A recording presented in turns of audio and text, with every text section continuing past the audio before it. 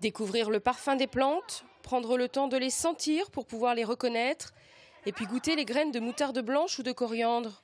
Ce sont ces expériences souvent inédites que sont venus vivre les petits herboristes en herbe. Les enfants sont vraiment dans une posture d'observateur.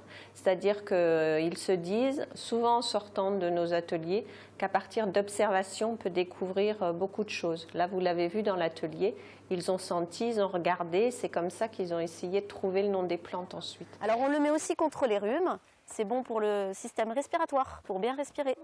Présentes dans les tisanes, dans les plats et même dans les crèmes de maman, certaines herbes sont familières aux enfants. Mais ils ne savent pas toujours à quoi elles ressemblent dans la nature. Alors, rien de mieux que de planter soi-même ses propres graines. Et puis, mettre les doigts dans la terre, c'est quand même bien rigolo. Mais au-delà de la découverte, il y a un objectif clair. Il y a quand même possibilité de faire beaucoup de choses avec les plantes et qu'on a perdu un peu tout ça et qu'on a eu tout ça autrefois, mais que ça s'est perdu avec le temps. Et donc essayer de redonner l'envie d'avoir des plantes chez soi et de les utiliser dans la cuisine, en sirop, en confectionnant des petits plats, enfin voilà.